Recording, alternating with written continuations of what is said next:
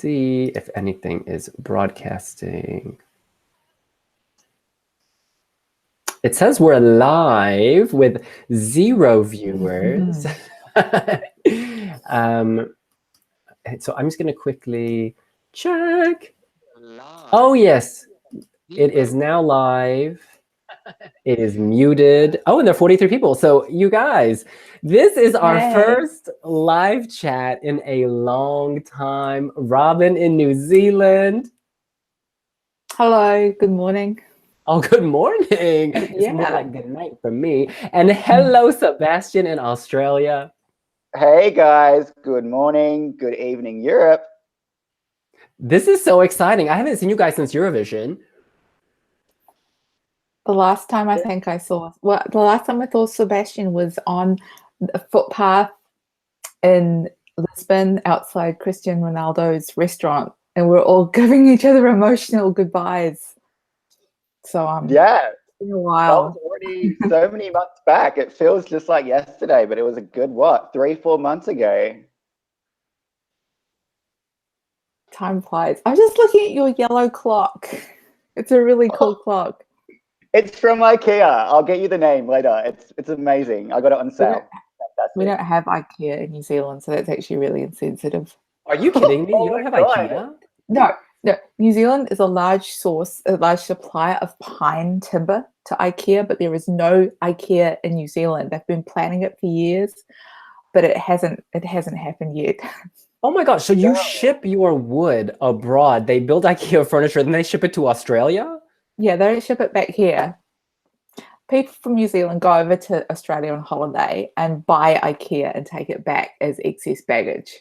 This is absolute nonsense. I can't deal with it. But you guys, we have people on the live stream asking questions. Roy Moreno says Sebastian as well. Bernardo says, yes, queens. Yes, Bernardo. How you doing, girl? Hey. Dimitri de Groot says, what's the crazy? This is bananas. I am loving this. Oh my God. Why is your app not available on App Store anymore? Oh, Piotr, we kind of did away with our app. There was a lot of, basically the web mobile site is way stronger. All right. Well, in any case, we are here to discuss Australia at the Eurovision Song Contest in 2019. But before we do that, we just quickly have to talk about today's news out of France, that Edoardo Grassi, beloved head of delegation for the past 3 Eurovisions, is stepping to the side, or rather, he was pushed to the side. He's an external employee, and apparently they wanted to bring things in-house and have greater control. Let's just quickly go around with our parting words for dear Edoardo. I'm sad to see him go. He definitely totally transformed France at Eurovision. It was, when you look at sort of France from, I think, about 2013 to 2015, they were just bottom of the table every year. Twin, as much fun as Moustache was, deux points. Anyway, 2 points. They didn't do well. It just seemed like that France was another big 5 country that was doomed. Their long comes Edoardo, brings Amir, and I mean, France was a serious contender in 2016. A lot of people thought they were going to win, and yeah, every year he's brought a really good quality act that fans have genuinely got behind, not just a, oh, I'm liking them because it's France. It's like, I'm liking it because I love the song and I can't stop listening to it, that sort of thing. He's given us the legacy of the Destination Eurovision, the national final, and that, I think, is a really good thing. It seems to be in a good place, a good solid place to go from, and let's hope that what he has built will continue for France at Eurovision. Yeah, I think the great thing about Edoardo is he always kept it fresh every year. So we started with internal, then we started moving to a national final, which is such a big undertaking to make, especially in a country like France, where Eurovision isn't like the most popular thing. He really got the ball rolling, and he's kept it growing stronger and stronger every year. And hopefully that momentum will continue in the coming years with or without Edoardo. Also, like on ground, Edoardo had such a presence. Like in Lisbon this year, he was all over the place. You could see him everywhere with Madame Monsieur. He really, truly believed in France's chances to win or even do super well at Eurovision. So that's going to be really lacking, I think, next year without him. So it is sad, but, you know, on to bigger and brighter things, I guess, for France and for Edoardo. He was a trailblazer, young and fresh, born and bred in Italy. Italian Stalin relocates to France, makes his mark. He rode a wave that did not peak in 2016. Yes, that was their best result, but the momentum, the hype, I'd say that was at a peak with Madame Monsieur, because they were getting international press coverage and he played a role in that. I'm going to miss him at at these various selections. He's always there. We sat on some juries together and he was always the most entertaining one. It's like losing a friend. I feel like someone's taken a knife that's just cut some French cheese and shoved it in my heart, but it's okay. France is a strong nation and they will move forward, and so will he. He will do something else amazing, I have no doubt. In any case, we're going to say au revoir to all of that, and it is time to talk about Australia. We have this oceanic panel from New Zealand and Australia. They know way more than me and many of our other bloggers, so they are going to be on point explaining everything. Let me just kick this off with a bit of history, recent history rather. The outgoing managing director of SBS, Michael Ebid, I believe, has essentially said, Australia is coming to Eurovision and we're going to mix up how we choose. The quote that is on wiwibloggs, which we will discuss now, is, quote, "I would love to get Australians more involved in selecting our artists to represent us. We don't have the money to do The Voice or Australia's Got Talent, and it wouldn't work with an emerging artist, but we are looking to do something a bit different with some experienced artists." This is hinting at some kind of national selection. The question for you guys is, will that be an internal selection like in the Czech Republic, just online with some established acts? Will it be like Melodifestivalen? Sebastian. Yeah, so the thing about SBS, a broadcaster here in Australia, is they're a special interest broadcast network. They're not one of your mainstream networks. They get their budget from the government, and it's not really a network that throws a lot of money around to different things. That's why they're saying they're not the kind of network to do The Voice or the X Factor. They're fairly, I wouldn't say low budget in that sense, but they're not super high production. So I think they're going to go down the route of something like the Czech Republic, where they're going to probably bring a list of artists from a certain record label and say, here are some artists with some songs. Who would you like to go to Eurovision? Which is a great way of getting Australia involved and a great way to kickstart a national selection type of process for Australia. You know, from little things, big things grow. So we'll see what happens with that. It sounds like you have planted some plants and vegetables in your life. I'm assuming squash is among them. Robin.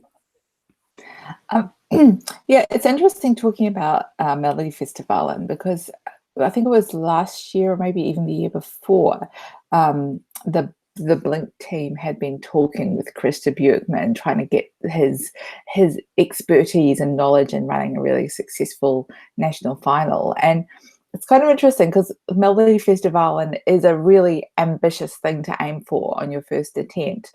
Like there is no other national final of that scale. It's a 6-city touring arena tour. No one else does this. Even the UK have just like one show in a reasonably sort of medium-sized theatre.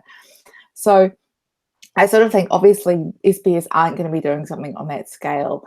And yeah, I think maybe something like what the Czech Republic do might be more realistic. I've also seen Australian fans saying maybe they'll do something like what we saw with Finland last year, where one artist is internally selected and they get a number of songs.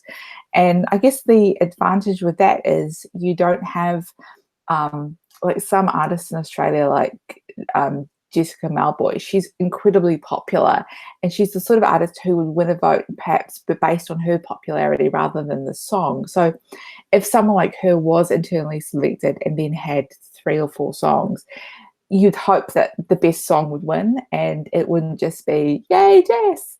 So that's another tack that they could take. I think there's also, you know, does Australia have a whole lot of artists who want to put their songs forward for Eurovision?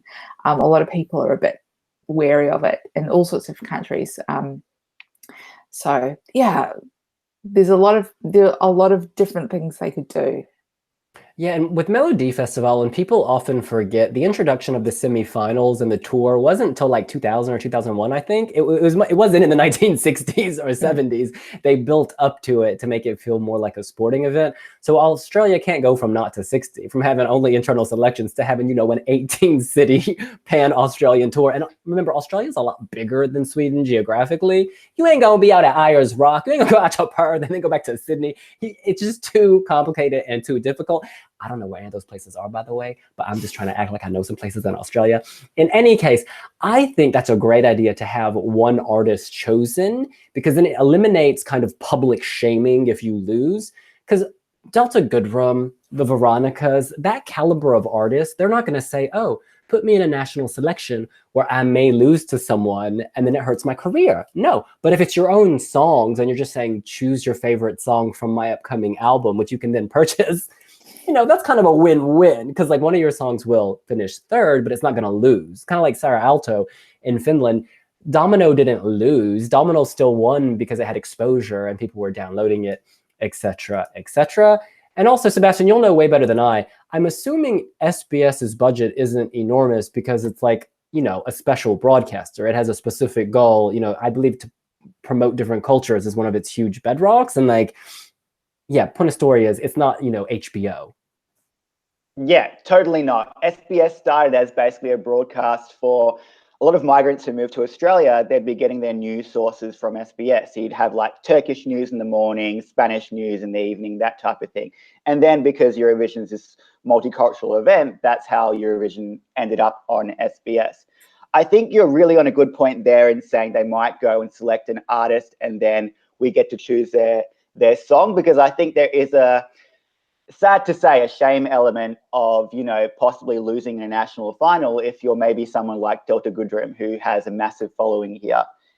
It's a much safer road to go down through.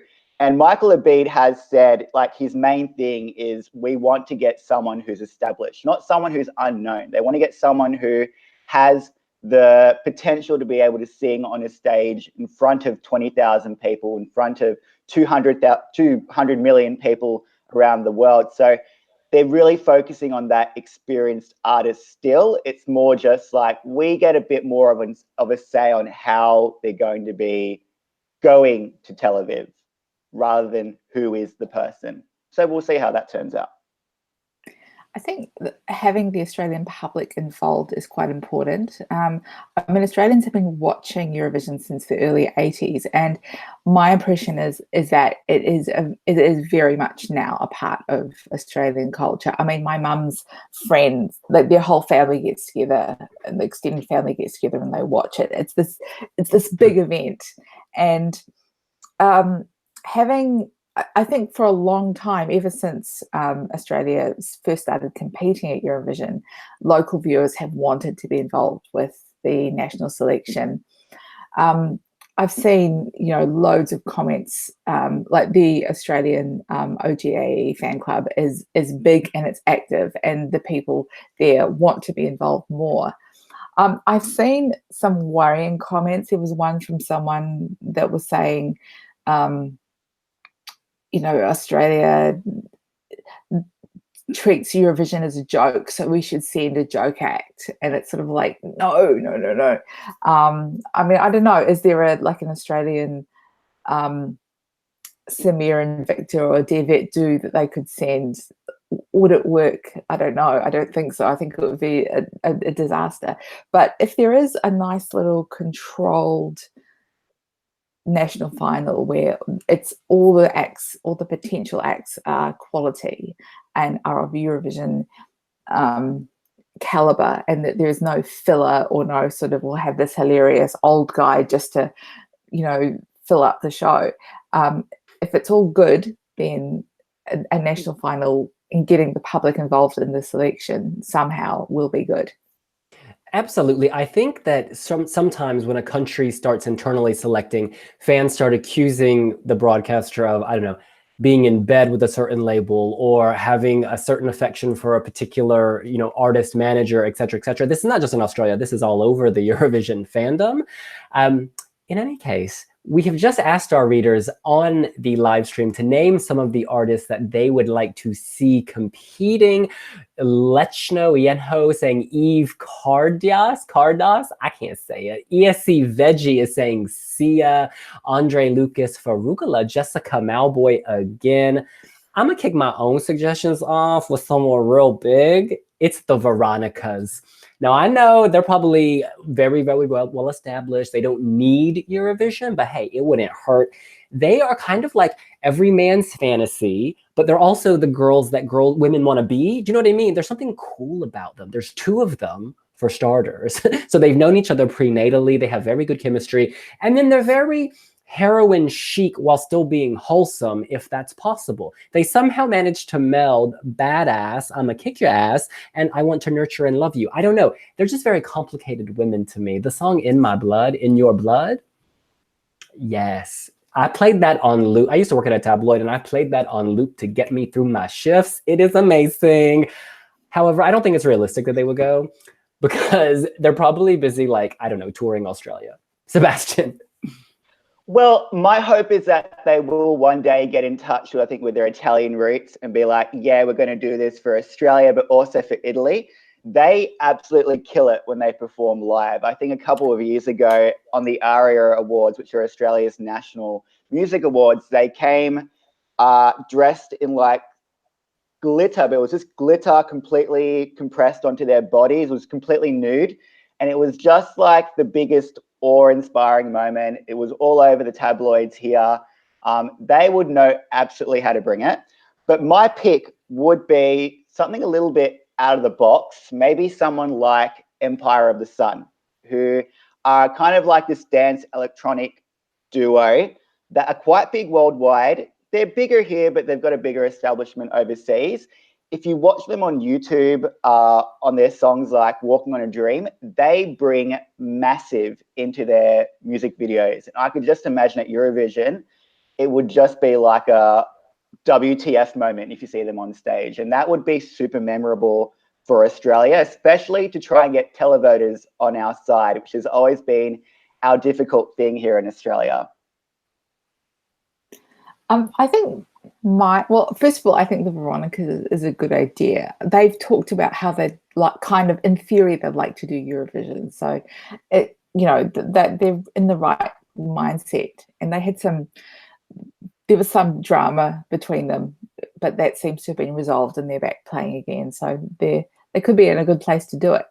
I wouldn't mind seeing some sort of national final with like the Veronicas in 3 songs or something like that. But my sort of dream act would be 5 Seconds of Summer because they're just this like amazing boy band and their sort of big hit this year, Young Blood. I've always thought that has the kind of drama that would really lend itself well to a Eurovision performance, just because it builds and there's a lot going on and it could really be staged well. I guess it doesn't necessarily have to be them, maybe just more a song like that with some other kind of artist, although I don't know if that really works. I mean, who would this mysterious other artist be? But there are a lot of good acts in Australia, and it's like, how do you get them to want to do Eurovision? That's the big question. We've got a quick question for Sebastian. This comes from Tennis and Music.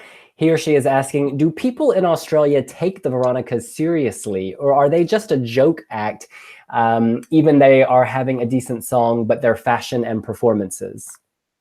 Oh, no, they are serious. They are the real deal here. They were absolutely massive in the 2000s. I remember being at school when Forever came out and everyone was going nuts about it. They definitely did have a bit of a lull in their career. They had, I think, some kind of personal issues. They had a bit of a falling out at one point. But they're back together. They are strong and they are definitely serious and a big deal here. And they would be killing it on the Eurovision stage. I'm not joking in any sense of the word. I love it when Sebastian goes hashtag fangirl on us. That's amazing. Robin, you've got a message from Debonize, who I believe is Debon@Remy, wiwibloggs.com. Oh, yeah. He says, Robin, you're great. Thank you, Devin. You're also great. Now, look, we need to talk about this other tier of artists. Sebastian off camera mentioned that perhaps the Australians would want, or rather the record labels would want to put forward an artist who, you know, is big but not massive, you know, and there's some former reality TV show stars, Amy Shark, Cyrus Villanova, Filipino realness. You've got Conrad Sewell, you know, this level of artist. Let me just quickly shout out to Amy Shark. That shark is thirsty for some blood. I listened to her song, whose name I forget, Adore. The song was Adore. This is proving that she's an artist. She's not just like some kind of pop puppet, you know, she can sing, she feels what she's singing. I feel like she writes her own music. She's in there because when she sings these songs, you know, it goes beyond the eyeshadow. It goes, she's loving beyond the bones. She's singing beyond the bones. I'd love to see someone like her who kind of mixes pop with, I don't know, the avant-garde. Yeah, Amy Shark is a bit of a big deal right now. So she was, as you said, William, she was actually independent for a very long time. So she did her own thing for a real long time. And now she's jumped on, I think, to Sony BMG because now she's had this major hit, Tell My Mum I Said Hi, which has been climbing the charts here like crazy. So someone like that who has their style already, knows what they're going to bring, would be absolutely amazing because then they have their identity there. They don't have to be having someone writing a song for them and it would feel mismatched or something like that. They would know what they're doing on the stage. You know, that just reminds me, the last 3 Australian Eurovision entries have been written by the DNA songwriting team. And they've, you know, they're fine, they're good, they're experienced songwriters, they know kind of what works with Eurovision. But people are saying, let's give someone else a chance. I mean, it is a similar type of song, and perhaps it's better to get someone, a singer-songwriter, someone who's going to approach it from maybe a personal songwriting perspective rather than being a sort of professional songwriting team writing a Eurovision hit. Because some of the best songs at Eurovision are ones that were not deliberately written for Eurovision and just sort of ended up being sent there. So yeah, I think it would be nice to get some fresh talent in the mix and not be doing the same thing, because that might be why Australia isn't doing so well with the televote, because it's maybe viewers are just a bit tired of the same type of entry every year and they'd like to hear something fresh from Australia. Well, speaking of keeping it fresh, Philip Parker is suggesting the drag queen Courtney act. Debonize. Debon is going old school, suggesting Danny Minogue put a needle on it. Max Kolfer, Delta Goodrum, and Yenho, Celia Pavey. She was on The Voice a few years back. And then Vera Blue from a lot of people. Yes, so Celia Pavey is Vera Blue. So she was Celia Pavey on The Voice. I think it was the first or second season. She came up there and then she relaunched herself as Vera Blue, and she's super independent, but she's killing it as well. She has an amazing kind of tone to her voice, and that would be really interesting to kind of hear on a Eurovision stage. I'm not sure whether she's really a big stadium kind of singer, but who knows? Robin Gallagher, Woman of the World. Who is your pick besides 5 Seconds of Summer? There's part of me that would like to see Delta Goodrum, because I kind of think it sounds like she may have actually been a very strong contender in 2016 and perhaps pulled out at the last minute or something. There was something going on there anyway. But then I don't know, I sort of think I would like some fresh talent. I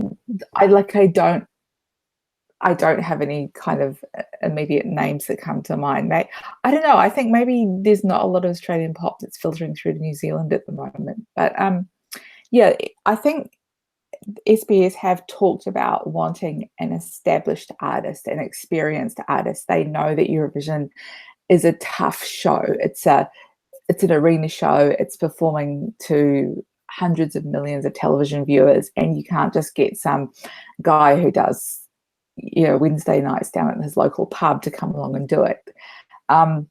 So yeah, that does actually limit who they can pick from. But then Australia does have a really strong, thriving music industry. So I don't think they'll be stuck for good talent. Well, Bill O'Dwyer is suggesting they pick from their existing pool of talent, but not just Eurovision, y'all. They're going into JESC. Miss Bella Page will be of age.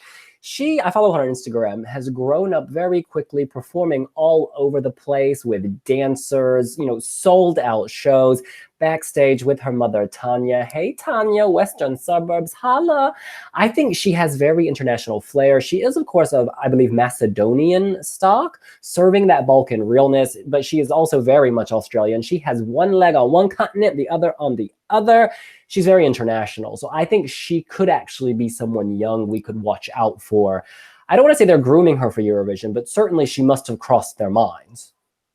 Wasn't 100%. she on The Voice recently, like the adult version of The Voice? And Yeah, she did quite well. Like, she got through to the final, I think. She came second. So not only did she come second on The Voice Kids a couple of years back and then went to Junior Eurovision, last year she entered the adult version of The Voice, and she came second. And yeah, she did super well there. Her voice has grown even stronger. I think, William, you're definitely right in saying she's definitely being groomed to come to Eurovision at some point in the future. Not sure about next year, but definitely at some point. And she's got the voice. I'm sorry. My girls, here we go. The reason she didn't come as high at Junior Eurovision as we wanted her to was because the song was perhaps more adult than it was kiddie, teeny, bopper pop. Australian artists tend to mature a bit faster. Alexa Curtis was so poised. She was so poised at age like 9 or whatever, speaking like an adult, an educated woman of the world. It's just really interesting. And Sebastian Diaz, he's only 12, but he's on wiwibloggs. You would think he's in his 20s. It's just amazing. Awkward silence. All right. Here's an artist. TK Maidza. Oh my God, yes. TK Maidza. Choice Events album already. She's on point. So it would totally fit into SBS's diversity kind of charter in bringing someone who's not necessarily a typical face of Australia. I believe she was Zimbabwean born, and she basically launched her own rap career on YouTube way back in the day. And now she's signed up, I think, to Universal. She's released her first album, I believe, last year. She's done some duets with a French DJ who I cannot remember the name of, but she had a massive collaboration with him. To hear rap and good rap at Eurovision has always been my longing dream. We've never really heard great rap at Eurovision. I mean, I think of like Euro Neuro as something maybe kind of spoken word to be the latest kind of memory of it. We need to see something great on the rap genre at Eurovision, and she'd probably bring that. Yeah, I was just looking at pictures of her. She has a really strong look. And I was going to say, my thing with rap tends to be very lyrical, and it seems to work best for people who are native speakers of the language of the rap. If there's no sort of strong melody to sort of carry the song, then people, like, you don't see a lot of international rap songs doing as well in overseas countries as they do in their native country. But it could be a rap song with a really strong sung chorus or just loads of catchy hooks. I mean, I kind of think Moustache from Twin Twin was a bit like that. If it had been performed well, it would have been catchy enough to work, but it wasn't. So it didn't. But yeah, that's something really cool. I'd love to see an entry from Australia that was a bit less kind of mainstream poppy and having something a bit interesting going on. She actually reminds me in some ways of Nicki Minaj in that she's able to do rap that people who don't like rap like. if you know what I mean, which is a roundabout way of saying she does something very unique in a way. Maybe it's based in rap and R&B, but it goes in a new direction. And separate to this, Inglelip96 says maybe Anya Neeson, winner of The Voice Australia, and can get votes from the Scandinavian audience because of her performance with Denmark. So this is kind of a two-prong issue here. One is Anya Neeson, and one is voting for Australia. So let's take them in turn. First, Anya Neeson, beautiful voice, beautiful stage show. Let's do it right. I just feel like she's had her moment at Eurovision. She made the final. You know, I think maybe she wants to go conquer the world and then come back. Do you know what I mean? Like, go release her platinum albums and then come back when, not when she wants a career boost, but just in the future. I've had my fill of Anya for now. You guys, what do you think? Yeah, I think we have so much great talent. Sorry, Robin. There you go. We have so much great talent here in Australia that to give that opportunity to someone who's already been at Eurovision would be, you know, it would not be giving other Australian artists the chance that they deserve as well. She did great at Eurovision. Let's give it to somebody else. Yeah, what I was going to say is her song for Eurovision was written by her and an Australian songwriting team. So it's kind of like Australia's already had the Anya Nissen experience. And I think if she were to go again, there wouldn't be much. She probably wouldn't be bringing anything new to it, especially if she was working with the same team. It would really just feel like a rehash. And you know, artists who come back to Eurovision, they don't usually do as well the second time around. And Yusuf asks, wait, has SBS confirmed participation? Has the poor televote performance made them rethink? So they have confirmed, yes? Yeah, they have. They're definitely confirmed. And in terms of the voting, I don't feel like the poor televote result last year is going to turn them off to Eurovision. If anything, it'll make them hungrier to come back and slay. I'm still slightly confused by the televote. However, we should point out Jessica Mabway did not come last in every country. It's that she came like 11th, 12th, or 13th, and only the top 10 in each country get points. So it's almost like a mathematical fluke. People think that means she was voted, 26th, but no, I think Portugal had that distinction of being last the most times, whereas she just had bad luck. It's not awesome to call you Australia. Sebastian, you're in Australia. How did people react to that last place televote? Yeah, I think people were definitely surprised because Jessica Mauboy is a big deal here. And she has so much charisma on the TV as well. So it was a bit of like a confusing moment of how did she not get higher in the televote? That said, we don't tend to do that well in the televote. So if you think of countries that aren't necessarily European mainstream, like maybe Malta or, as I said, Australia, they tend to struggle with the televote. I don't like to use that as an excuse because it's not. I think if you do have a great song and you have a charismatic performer, that can totally override any televote kind of disadvantage you might have there. But I think definitely Australia was surprised about a 20th placing. They expected better for Jess, but she brought it, she killed it. It was definitely a really strong year for strong independent women, and that's maybe where the falter was. The thing I think about is like a lot of European viewers, like as Eurovision fans, we know why Australia is competing, but for a lot of casual viewers, they're watching it and they're going, why is Australia there? Like every single year, their commentator will say Australia has been invited, but the next year they've forgotten it, and it's like, why is Australia there? What are they doing there? They're not in Europe. And I sort of think for a country like Romania, they placed 11th in this the second semi-final. How would Romanians feel knowing that they missed out on qualifying, but Australia got through, and Australia isn't in Europe? Not saying that Romanians have anything against Australia, just using this as an example. So yeah, there could be a lot of countries that just there isn't that cultural connection with Australia, and the artists they're sending aren't necessarily like Jessica Mauboy is a big deal in Australia, but she's unknown to the rest of Europe. Australia has done well. It tends to do quite well with Scandinavia.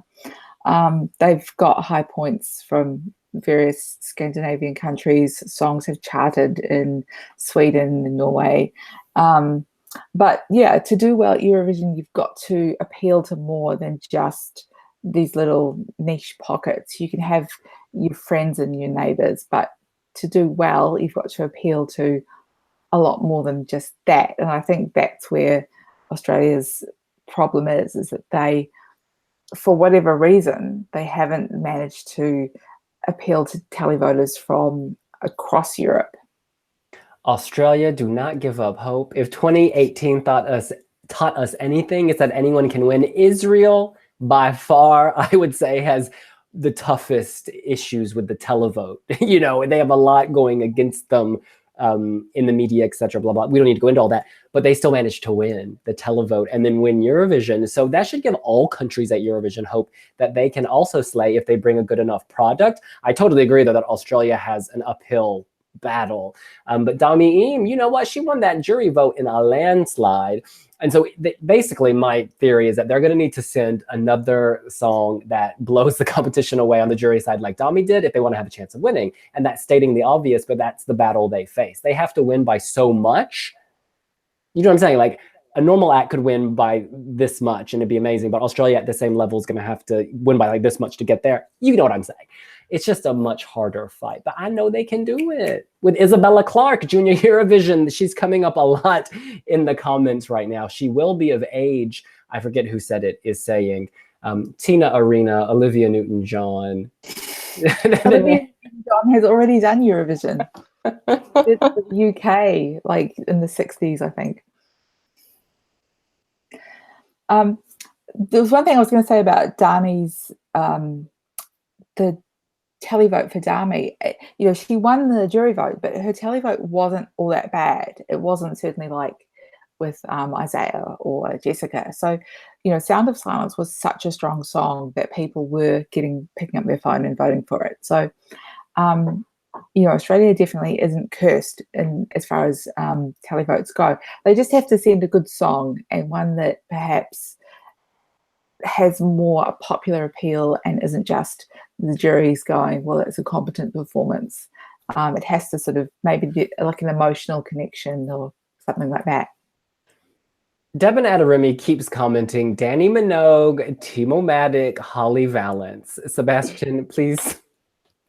Yes, yes, bloody hell yes, is what I say to all those three. Look, Danny Minogue would be interesting. I'm not sure how she goes great on the vocals when she performs live. She's more of a recording artist, let's put it that way. Timo Matic has a great stage presence. He absolutely slays it in his choreography. He was a dancer before he was a singer. And he was recently on TV here on a dance show that was hosted by Danny Minogue. So that's, you know, 2 degrees of separation right there. Holly Valance has always had a soft spot in my heart, but Holly Valance is busy gallivanting around the UK at the moment with Nick Candy, who's her rich husband, property tycoon. So I don't think she's really interested in a singing career anymore, sadly. Well, look, a little bit of hot information. Basically, Danny Minogue, we have from reliable sources, you know, she would consider it. She's not like, people think it's like, you know, a fantasy, but no, she apparently is open to the idea. We don't know how far those discussions have gone or will go, but this is what we've been hearing from different people who are in the know. So, you know, fingers crossed, maybe one day it'll happen. I don't know what it's like on the SBS side, but certainly on her side, there is interest. And what about her big sister? Well, that is a great point. I would love to see a duet between Kylie and Danny. I think if either of them goes, it's too obvious. But if they go together, oh my God, that locomotion just got real, real long. That train is packed with the family at the front of the caboose, Kylie. And, you know, I think Kylie as a cancer survivor, you can say nothing wrong about her, right? Like some people said, oh my God, a white woman who's successful. She has fought. She has been through so much in her life. She handled her cancer with so much poise, and inspiration to millions all over the world. Gay icon. She fits the brief, you know, because SBS is all about kind of promoting different cultures. Well, LGBT culture. She fits the niche. I think people cannot write her off just because she's like super famous and like, you know, some would say predictable because it's Kylie. But hey, I'm all about it. And then another awkward She said she said a few years ago that if she was asked that she would be too busy washing her hair. But maybe her hair's okay now. Maybe she's ready. Oh, ready for her moment. We can give the girl a perm. We can get the girl a weave. She needs to be playing with that hair at Eurovision. Okay. Goodness, a lot of these comments have devolved into the vulgar. Everyone's saying Sebastian's hot. Stop. It's too early in the morning for this guy. Well, in any case, we have been here for quite some time, but we're going to go around with our final thoughts. Anything you'd like to say, any questions you'd like to answer, this is your moment. We start in New Zealand. That would be Robin. Yeah, I'm excited. Yes, I'm excited by the potential for an Australian national final, whatever it might take, even if it's quite a low-key one, just getting the Australian public involved and having maybe seeing more artists involved with it and getting a fresh sound for the Australian Eurovision entry. Whatever they do, like I still think it sounds like they're taking baby steps, but yeah, it can only be a good thing. So bring it on. Yep, totally. I'm super excited by this. I love the fact that SBS is still getting massively behind Eurovision. It's not now a bit of on their back burner 5 years in. They're still super passionate about it. And the team at Blink TV, who do produce it for Australia, they want to see this growing as much as possible because this is potentially going to be the stepping stone for Eurovision Asia, for Blink TV to go, look, if we can do this well for a national kind of selection for Australia, let's see where we can go for Eurovision Asia after that. So super excited. I can't wait to see what's going to happen with the announcement that's going to happen in about a month's time, Michael Levy said, about what's going to happen next. But let's just hold on to our horses and see where we go. 2 final points for me. I just want to read this comment. This is why I love our readers and viewers. Inglip96 says, Lenny can give Kylie her wig. I'm not sure what that means. If it's the snatching of wigs, Eleni has beautiful hair, so does Kylie, but we thank you for your comment. My second comment is there's so many great suggestions in this comment section on YouTube. Bruno Krauser says, why is no one mentioning Anthony Kaleha? We've got so many others. Alfie, Arcuri, Ellen, Reed, Odette, Baker Boy, Samantha, Jade, Conrad Sewell, the list goes on. The point is that Australia has options. So I think for them, the challenge is finding an artist who has some good songs, because they have plenty of good artists, but you need the artist to have the right songs at the right time. So whether it's DNA or it's someone else, focus on the songs, honey, because that is how you will slay. Bring Dami back. She would kill it. She's been away for a few years. I think a lot of people were afraid to do Eurovision after her. And so Isaiah was very brave to take up the mantle. I think they deliberately went for someone very young, because then you can always be like, oh, he was real young. That's why he didn't do as well. Although he did come 9th, which is great. In any case, good luck to Australia and good morning to Robin and Sebastian. I'm going to go to bed soon because it's real late here. But be sure to follow us on Instagram, Facebook, YouTube, and Tumblr. And give us a like if you like us. And keep on watching our YouTube live videos. It's the start of the Eurovision season, guys, so there's going to be plenty more content coming through. Subscribe to our videos, and we'll see you soon. Yes, we're going to say bye. You guys don't hang up, but we'll see you later. Bye! So now it's a live stream, so they hear what I'm saying, but I'm going to stop the broadcast, but you'll still be on. So 3, 2, 1.